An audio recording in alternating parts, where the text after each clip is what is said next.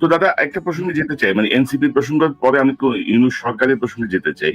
ধরেন এনসিপির বিষয়টা আপনি কি দেখতেছেন? মানে ধরেন এরা মানে আমি আসলে এদের হিসাব মিলাইতে পারি না। ধরেন আমি যদি দু একটা কথা বলি, ধরেন আসিফ মাহমুদ আহ, যে কয়দিন আগে, ধরেন 1 বছর আগে যে ধরেন বুলেটের সামনে দাঁড়ায় গেছে যে গুলি খাবো, সে এখন পুলিশ প্রটোকলের মধ্যে তার ব্যক্তিগত অস্ত্র ক্যারি করতে হয়। আর তার তো সব জায়গায় সে প্রটোকলের মধ্যে, সিকিউরিটির মধ্যে, তারপরও তার ব্যক্তিগত অস্ত্র লাগে। তারপর সে ধরেন এই যে হাঁসের মাংস খায়, নীলা হোটেল নাইলে ওয়েস্টিনে যেয়ে খায়। মানে আমি বুঝলাম না আর কি, তাদের জুলাই সনদ ঘোষণা হয়, তাদের নেতাদের অবকাশের জন্য তারা চলে যায় কক্সেস বাজারে। এতদিন পরে যে জুলাই সনদ হইলো, সেই সনদে ধরেন শহীদদের সংখ্যাটাই তো ভুল। মানে জাতিসংঘ বলে 1400, ওনারা বক্তৃতায় বলে 2000, ওইখানে লেখা হয়েছে 1000। তো এই যে অবস্থাটা, মানে এক এক নেতা এক এক রকম করে কথা বলছে। কেউ বলতেছে এইটা ঘুরাই দিবে, এটা উড়াই দিবে, ত্যান করবে ত্যান করবে। জিয়াউর রহমান বা মানে একটা প্রতিষ্ঠিত সিনিয়র রাজনৈতিক দলের ব্যাপারে তাদের যে মনোভাব, তো এগুলো মানে সব মিলে কি মনে করে, মানে কি এনসিপি হয়েছে কি, এনসিপিতে কি ভর করছে? আমি আমি কনক বোধহয় জিয়াউর রহমানকে নিয়ে যখন ইসমাইল পাটোয়ারি যখন একটা মন্তব্য করছিল, আমি আপনার এখানেই প্রথম এটার প্রতিবাদ করছিলাম, আমি বলছিলাম এটা খুব খারাপ কাজ হয়েছে এবং এটা এক্ষুনি প্রত্যাহার করা উচিত। আসিফ প্রসঙ্গে বলি আর কি, আসিফ প্রসঙ্গে তো আমার ফেসবুকে এসে সবাই আসিফ কিছু করলেই আমাকে এসে ধরে, আসিফ কিছু করলে আমাকে এসে, আপনি কিছু বলেন না। আসিফের বক্তব্যটা একটু শুনো নাকি আমরা, হাসির মাংসের বক্তব্যটা? না আমি শুনছি, আপনি দর্শকদের জন্য আলোচনা করছে, এটা কিছু মনে করি ভাই। আসিফ কি মনে করেন যে আসিফ গুলিস্তানে যায় খাবে? না, এটা হচ্ছে নীলা হোটেল এবং ওয়েস্টিন আর কি। আচ্ছা আচ্ছা, আমি একটু বলি, মানে এটা আমার দর্শকদের, এটা ইলিয়াস জানে আর কি, মানে বিষয়টা ইলিয়াস খুব পুরোপুরি জানে ঘটনাটা, যে আসিফের সাথে আমার কি সম্পর্ক এবং আসিফকে আমি কি চোখে দেখি। মানে আসিফ যখন প্যারিসে আসলো আর কি, ওকে যখন আমি প্রথম দেখলাম, ও ছিল প্রথম মানুষ যে এই বিপ্লবী ছাত্রদের একজন প্রতিনিধি। হ্যাঁ, ও যখন আমার সামনে আসলো, আমি এটা বিশ্বাস করতে পারিনি যে আমি আসিফকে দেখতেছি। আমি ওকে জড়ায় ধরলাম এবং জড়ায় ধরে কাঁদতে শুরু করলাম। হ্যাঁ, এবং কান্না, এবং আসিফও ঠায় দাঁড়ায় থাকলো। আমি জানি না আমি কতক্ষণ কাঁদছিলাম, বোধহয় 10-15 মিনিট কাঁদছিলাম। আসিফ ঠায় দাঁড়ায় থাকলো এবং আমার এই কান্নার এটা একটা ছবিও বোধহয় আছে, আমি আপনাকে দেবো ইলিয়াস, কনক। তো আসিফ আমার কাছে হচ্ছে বিপ্লবের ফিজিক্যাল এমবডিমেন্ট, যে আমার কাছে আসছিল, যাকে আমি টাচ করতে পারছি, ছুঁইতে পারছি, ধরতে পারছি, ভালোবাসতে পারছি। তো একটা আমার সাথে, আপনারা জানেন যে আমি খুবই ইমোশনাল মানুষ, এবং সেই অর্থে আসিফের সাথে আমার একটা খুব ব্যক্তিগত ইমোশনাল একটা সম্পর্ক আছে। হ্যাঁ, খুবই ব্যক্তিগত ইমোশনাল সম্পর্ক আছে, এবং ইলিয়াস জানে যে আসিফকে আমি কম বকাবকি করি না, প্রচন্ড বকাবকি করি। মানে এই ছাত্রদের মধ্যে 2 জন আমার বেশি বকাবকি খায়, প্রথম আসিফ আর নাম্বার 2 হচ্ছে হাসনাত। এবং আমি কিন্তু চেষ্টা করি সবসময় যেন আসিফ কোনো ভুল না করে, কোনো মিস্টেক না করে, ওকে কাউন্সেল করা, ওকে শেখানো, ম্যানেজমেন্ট শেখানো। আমি এগুলো ছোটখাটো অনেক বিষয়ে তাকে সাজেশন দিই। ছোট ছেলে, এখন ধরেন যদি কেউ বলে যে মানে আপনি আশকারা দিয়ে দিয়ে আসিফকে এরকম করছেন, বলতে পারে যদি বলে, হ্যাঁ, কিন্তু আমি আসিফের প্রতি ওই স্নেহ, ওই ভালোবাসা, ওইটাকে আমি সবসময় নাচার করবো। আমি আসিফের এই কথাটা বলাটা ঠিক হয়নি, এই যে আমি ওয়েস্টিনে যাই, এই কথাটা বলাটা ঠিক হয়নি, এবং আমি কিন্তু সত্যি খুব রাগ করছি আসিফের উপরে এই কথাটা বলাতে। কারণ কি জানেন, আমি আসিফকে খুব স্পেসিফিক্যালি এই ব্যাপারে, মানে আমার ছোট ভাই যদি মন্ত্রী হতো, আমি ওকে যেভাবে, বা ইভেন আমার ছেলের বয়স তো আসলে কিসের ছোট ভাই, আমার ছোট ভাই তো অনেক বড়, আমার ছেলে যদি হতো, মন্ত্রী হতো, আমি তাকে যেভাবে তাকে ধরে ধরে ধরে ধরে ধরে ধরে শেখাতাম, আমি আসিফকে কিন্তু এই বিষয়গুলো শিখিয়েছি। আমি কিন্তু ওকে বলছি যে আসিফ, তুমি তোমাকে খুব মিনিমালিজমের উপরে চলতে হবে, খুব অল্প জিনিসে তোমাকে তৃপ্ত থাকতে হবে, খুব বেশি জিনিস, তুমি যখন ভাত খাবে একটা তরকারি দিয়ে ভাত খাবে, একটার বেশি তরকারি নিবে না। আমি বলছি কেন নেবে না, কারণ তোমার দেশের মানুষ একটার বেশি তরকারি দিয়ে ভাত খেতে পারে না, তুমি তার জীবনটা বুঝতে পারবা না তুমি যদি এটা না করো, তুমি এই কাজটা করবো। আমি কিন্তু এক্স্যাক্টলি এই কথাটা বলছি। এবং যখন আমি দেখলাম যে আসিফ বলতেছে যে আমি ওয়েস্টিনে যাই, আমার খুব খারাপ লাগছে, আমি খুব বেদনাহত হয়েছি মানে এটাতে, আসিফের এই কথাতে। হ্যাঁ, মানে দাদা ধরেন এদের প্রতি আমাদের শ্রদ্ধা বা এদের প্রতি আমাদের কৃতজ্ঞতার কোনো শেষ নাই, এবং আমরা যে কথা না, আসিফের প্রতি আমার ভালোবাসারও শেষ নাই তো। আমার ভালোবাসা থাকবে, ও যত মিস্টেক করুক তারপরেও আমার ভালোবাসা থাকবে, কিন্তু মানে ও আমার কথা শোনে না কেন, এটা হচ্ছে আমার কথা। মানে ও কি, মানে আমি যে ওকে এত ভালোবাসি, এত স্নেহ করি, ওকে যে আমি আমার সন্তানের মতো দেখি, তো ও কেন আমাকে ওর ওর জায়গাটায় রাখতে পারে না? ও কেন ওই রেসপেক্টের জায়গাটা রাখতে আমার কথা শোনে না? আমাদের এই নতুন নেতাদের ধরেন বডি ল্যাঙ্গুয়েজ বা তাদের কাছে আমাদের যে প্রত্যাশাটা ছিল, সেই জায়গাটায় তারা ধরেন আমাদেরকে অনেক জায়গাতে হতাশ করেছেন, এবং এটা আমরা আশা করি নাই আর কি। মানে এত দ্রুত তাদের এই পরিবর্তনগুলো আসলে চোখে লাগে, আমাদের যেমন লাগে সাধারণ মানুষের চোখে লাগে, সাধারণ মানুষের মধ্যেই বা প্রতিক্রিয়া সৃষ্টি করে যে আপনি এক বছর আগে কি ছিলেন, এখন আপনি কি করছেন, ভবিষ্যতে তাহলে আপনি কি করবেন।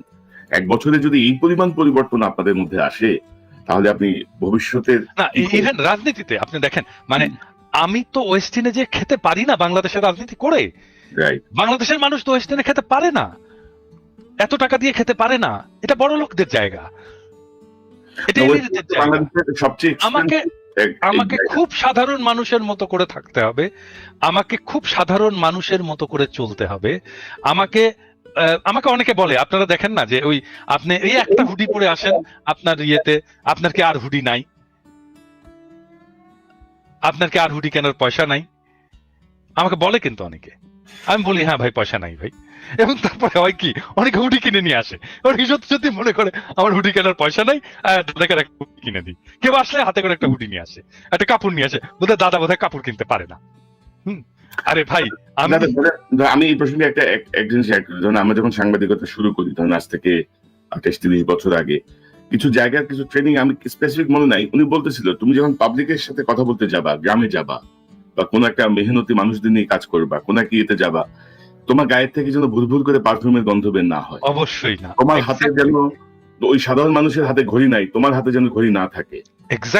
একেবারে কম্পালসারি না হয় চোখে সানগ্লাস পরে তুমি রিপোর্টার, তুমি সাংবাদিক, নো, তুমি তাদের অংশ, তাদের উপরে তোমার ডিপেন্ড করতে হবে, তারাই তোমার সোর্স, তারাই তোমাকে তথ্য দেবে। এই যে মিলে যাওয়া, তোমার গায়ে থেকে যদি ভুল করে ফুলফুলে গন্ধ বের হয়, সাধারণ মানুষটা তোমার সাথে পার্থক্য তার মনের মধ্যে তৈরি হয়ে যাবে, না আমার সাথে আমার গায়ের সঙ্গে ঘামের গন্ধ আর ওনার গায়ের থেকে এত সুন্দর ফুলের গন্ধ বের হয়, তো অনেক নিশ্চয়ই আলাদা প্রজাতির মানুষ। তো এই জায়গাগুলো রাজনীতিবিদদের আরো সিরিয়াসলি খেয়াল রাখতে হবে, যেমন সাংবাদিক। আমি একটা ছোট্ট এক্সাম্পল দিই, মানে এটা প্রবাবলি আমাদের ভবিষ্যতের রাজনীতিবিদদের জন্য কাজে লাগবে। মানে আমি যখন এক্সিকিউটিভ ছিলাম আর কি, বাংলাদেশে যখন আমি এক্সিকিউটিভ ছিলাম, আমি তো সিইও পর্যন্ত ছিলাম, এবং আমি খুব পপুলার সিইও ছিলাম। আমি কেন পপুলার সিইও ছিলাম জানেন?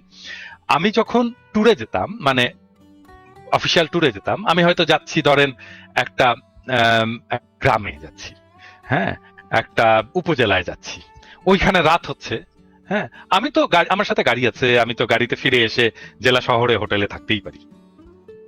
আমি করতাম কি, আমি বলতাম যে ওই উপজেলায় ওই গ্রামে যে আমার কলিগটা কাজ করে, ওর বাসায় আমি থাকবো। অনেক সময় দেখা যেত সে মেসে থাকে, আমি বলতাম ঠিক আছে আমি মেসেই থাকবো, কোনো অসুবিধা নাই, আমার মেসের জায়গা হবে তো, তার একটা শোয়ার জায়গা হবে তো, হ্যাঁ হ্যাঁ স্যার হবে, কোনো অসুবিধা নাই। আমি ওইখানে যেতাম, মেসে থাকতাম, আমি ওদের বাসায় থাকতাম। তারপরে আমি বলতাম যে আমার জন্য যেহেতু রান্না বান্না করবে, তোমরা কিছু তরি তরকারি, সবজি, মাছ, মাংস কিনে দিও ওর বাসায় ওই দিনের জন্য, আমার উপহার হিসেবে।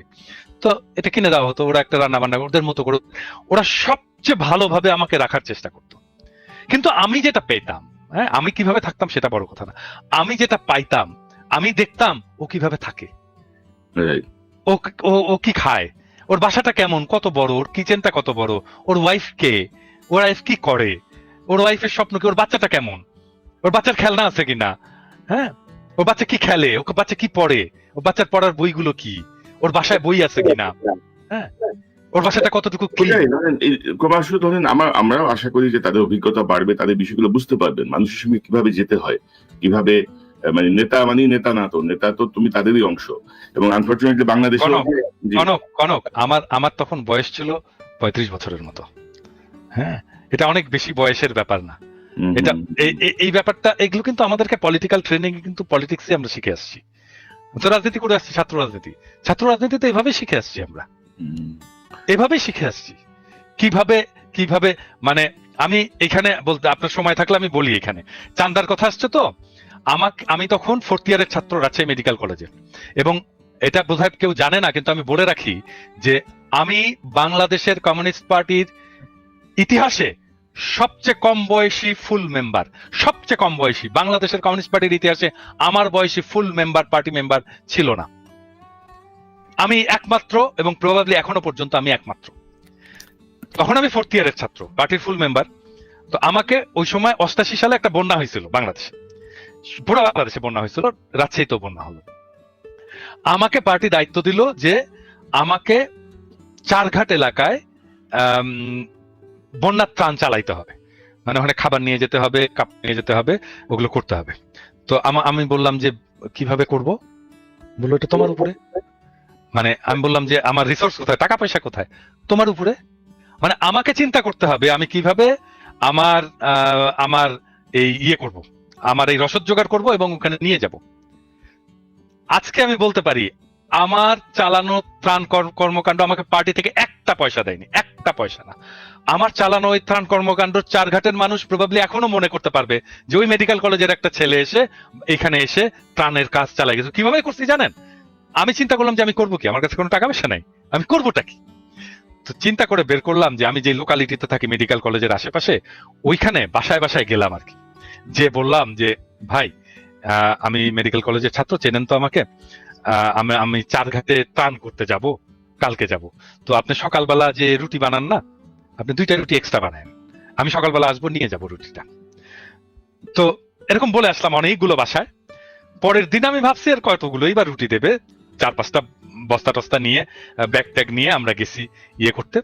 তারপরে যেয়ে দেখি ওরে মা, কিসের 2টা রুটি, 20টা রুটি বানায় রাখছে একটা বাসা। হ্যাঁ, কেউ খিচুড়ি ভরে হাড়ি ভরে খিচুড়ি রান্না করে রাখছে, বিশাল ব্যাপার।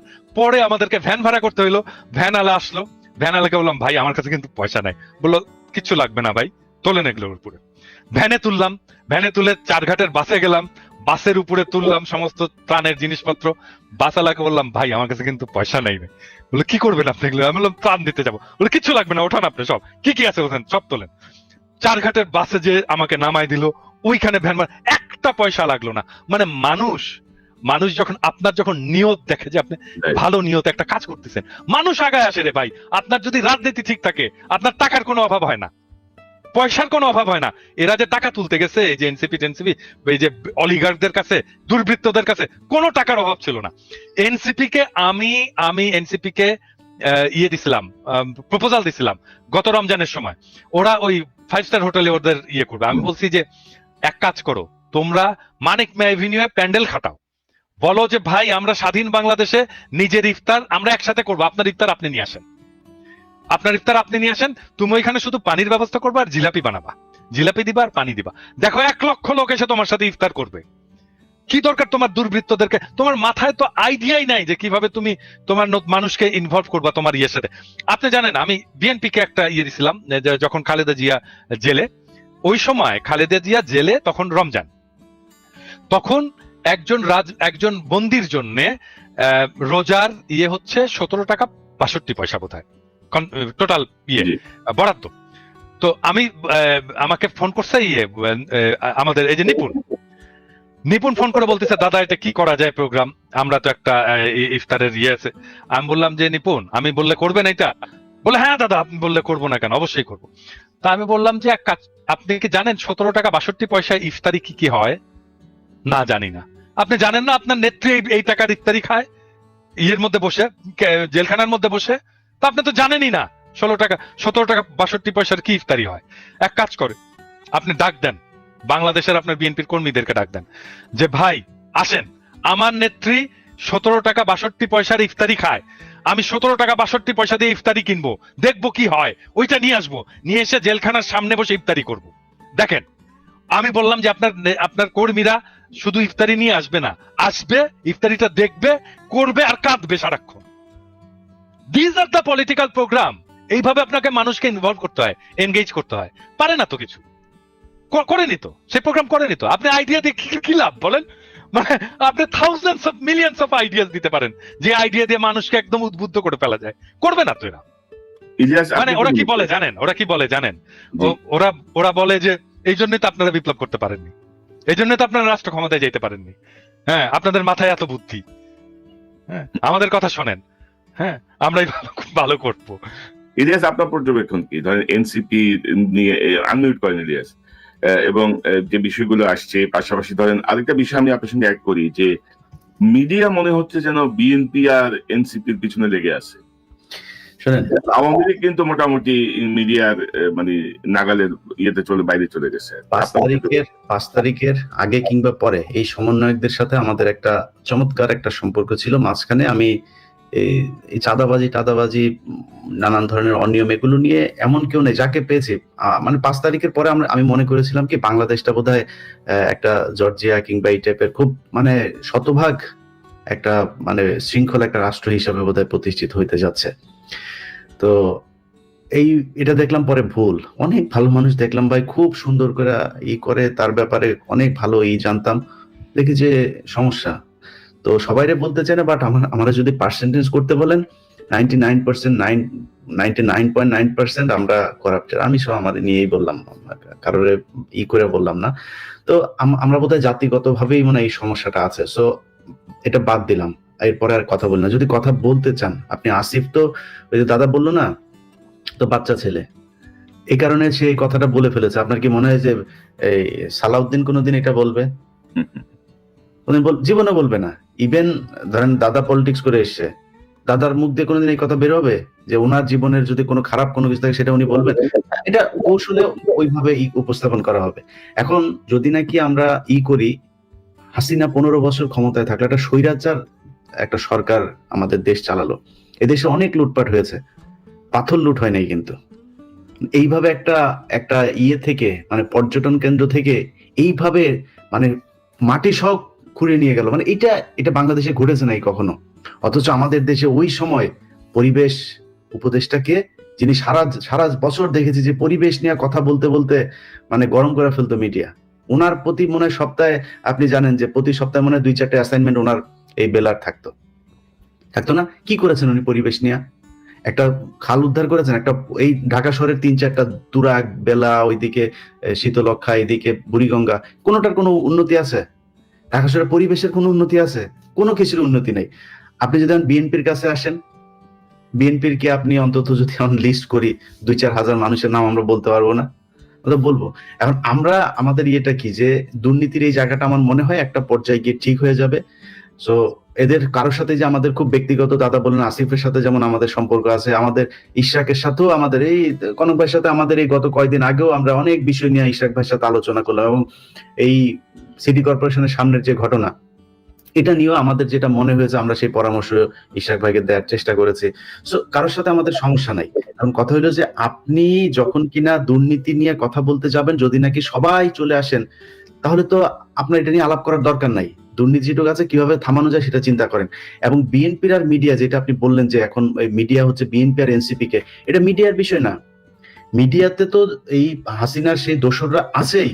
ডিজিএফআই নিজে অ্যাসাইনমেন্ট দিয়ে দেয়, ডিজিএফআই নিজেই ফুটেজ বের হয়, অডিও বের হয়, ভিডিও বের হয়, কোত্থেকে বের হয়? এটা কি সাধারণ মানুষ করতে পারে নাকি? এগুলি আমরা জানি না? তো ডিজিএফআই দেয়, ডিজিএফআই দিয়ে বলে এই ঘটনা ঘটেছে, এবার এটা নিয়ে কাজ করো। সো এই জায়গাগুলো তো ঠিক করতে হবে। যেসব সুশীলরা আজকে 15ই আগস্ট নিয়ে করে, খুব মনে হয় যেন তারা ন্যায়ের পথে অটল আছেন, কিছু কিছু জায়গা নিয়ে তাদেরকে কেউই করতে পারবে না। তোরা কই ছিলি রে জুলাইতে? 5 তারিখ পর্যন্ত এই যে ফারাবি হাফিজ, এই যে এই চ্যানেল 24 এর যে উপস্থাপক, বাবা মাদেরকে উদ্দেশ্য করে পোস্ট করেছে, সেই পোস্ট আছে আমার কাছে। বাবা মাদেরকে উদ্দেশ্য করে পোস্ট করেছে যে আপনারা আপনাদের সন্তানদের হেলি খেলা দেখে কি মজা পাচ্ছেন? এই আন্দোলনের ভেতরে নাকি অন্য দুষ্কৃতিকারীরা ঢুকে গিয়েছে, এদেরকে দ্রুত সরিয়ে নেন। এরাই তো সেই সুশীল, যে সুশীলরা আজকে শেখ মুজিবকে নিয়ে করছে। প্রতিটা এই পোস্টের জন্য টাকা পেয়েছে, প্রতিটাকে টাকা পয়সা দেওয়া হয়েছে। ওই যে তৌহিদ আফ্রিদির মাধ্যমে টাকা বিতরণ হয়েছে। কিছু মানুষজন আসছে, আসার পরে তারা বলছে যে আমরা বঙ্গবন্ধুকে করার জন্য এসেছি, তাদেরকে নিয়ে মনে হচ্ছে মজা করা হচ্ছে। পরের 15ই আগস্টে এটা মাথায় রেখেন, এই মজা যদি করতে থাকেন না, তাহলে এই মজা নেওয়ার লোকের সংখ্যা কিন্তু বাড়বে। এটা মজা করার জিনিস না। শেখ মুজিব শেখ হাসিনাকে করা মানে, এই সাপোর্ট করা মানে ও নিজেও খুনি, ওরে খুনের মামলায় ঢুকাইতে হবে। পাশে ধানমন্ডি থানা আছে, ওরে ধানমন্ডি থানায় নিয়ে ঢুকানো, ও খুনের দোষর, ও আওয়ামী লীগের দোষর। যদি শেখ মুজিবের ব্যাপারে আলাদা করে কেউ কিছু বলতে আসে, পিনাকি দাদা বই লিখেছে, ওনার বই পড়েন, ওনারা যদি বিশ্বাস না করেন, তাহলে যাদেরকে বিশ্বাস করেন, মেজর জলিল, ওদের নিজেদের লোকজন, আতাউর রহমান খান, তারপরে এই এই এই ধরনের লোকজনরা, ইভেন তোফায়েল আহমেদের বইও পড়েন, ওইখানে অনেক কিছু আছে। শেখ মুজিব কত বড় মাপের বদমাইশ ছিল, এটা যদি নাকি গুগলেও দেখতে যান, বিদেশি বিভিন্ন টেলিভিশন ওই সময় এবিসি টেবিসি বিবিসি এগুলো অনেক টেলিভিশনের একদম ভিজুয়াল নিউজ আছে। শেখ মুজিব তামাক খাচ্ছে আর বিশাল ভাবসাব নিয়ে পায়ের উপর পা তুলা দিয়ে বক্তব্য দিচ্ছে। তারে সাংবাদিক জিজ্ঞেস করছে এই যে আপনার এখানে মানুষ মারা যাচ্ছে, সে বলছে এটা হচ্ছে মিথ্যা কথা, এটা প্রোপাগান্ডা, দেশে নাই কোনো মানুষ মারা যাচ্ছে না, সে হাজার হাজার মানুষকে সে সরাইখানা বানিয়ে তারপরে খাওয়াচ্ছে। এগুলো বিদেশি মিডিয়ার নিউজ। তো শেখ মুজিব কত বড় বদমাশ ছিল সেটা যদি নাকি মনে হয় আপনারা ঠিক করবেন, তাহলে আলোচনায় আসেন। বেশি মানুষের নেওয়ার দরকার নাই, 2-4 জন থাকলেই চলবে। আপনারা যত মানুষ আসতে চান আসেন। আমি এই ব্যাপারে একটু, যারা শেখ মুজিবকে নিয়ে খুব আবেগ তাড়িত হচ্ছেন, আমি আপনাদেরকে বিনয়ের সাথে একটি বিষয় বলতে চাই, সেটা আমার বলা দায়িত্ব। সেটা হচ্ছে যে শেখ মুজিবকে নিয়ে যদি আবেগ তাড়িত হন, তাহলে শেখ মুজিবের সমস্ত কুকীর্তির দায় আপনাকেই নিতে হবে।